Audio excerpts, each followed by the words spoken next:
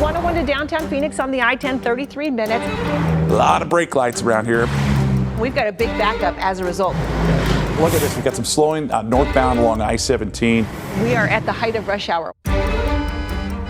Traffic reports give all of us a heads up on roads to avoid. After all, who wants to get stuck and be late to work or school?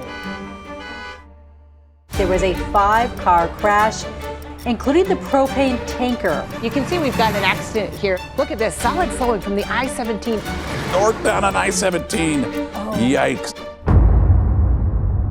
For the people involved, these crashes can forever change their lives. His name was Mario. He was 22 years old.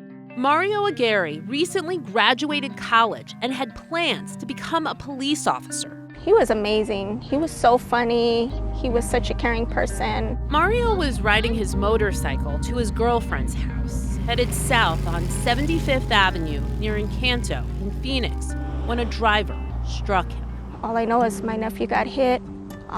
He got left on the side of the road for somebody else to find. So the driver never stopped? The driver never stopped, never called. The thing that stays with you is if you would have just called, would he still be alive today? Or, maybe something would have played out different.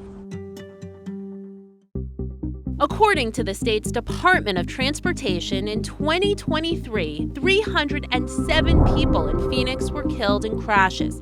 Compare that to neighboring cities. Mesa had 54 traffic deaths, Glendale 40, and Scottsdale 17. We see a lot more road rage. We see a lot more impatience on the road. We see a lot more speeding. And I think that's something that we need to combat. Jorge Riveros with the city's street transportation department acknowledges the problem. Their numbers show speeding played a role in more than 20% of all crashes. They use the numbers to identify high-injury intersections and stretches of road. Then they take a closer look at those locations. We're looking at a mix of education and enforcement. We really need enforcement to be part of the equation when we look at safety. Phoenix police provide that enforcement. It took an effort. We got to see those efforts firsthand.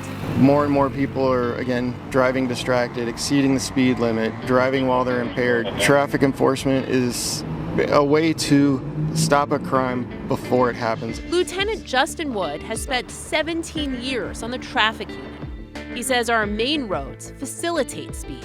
A lot of them tend to be wider, more lanes. People feel with the more open space, they can drive faster. We met him and his officers at one of those high-injury intersections, 59th Avenue and Indian School.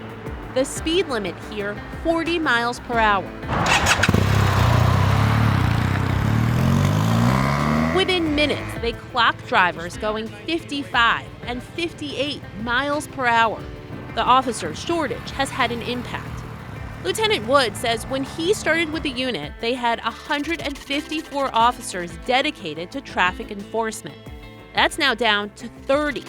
He claims drivers have noticed and are taking full advantage. They realize that most officers are doing the patrol function and traffic enforcement is kind of fallen by the wayside. It also impacts how many officers are investigating hit and runs like the one that killed Mario. Almost 2 years later, there's been no arrest, no accountability. Do you think that the city needs to do more on this front? Yeah, I think we need to do better.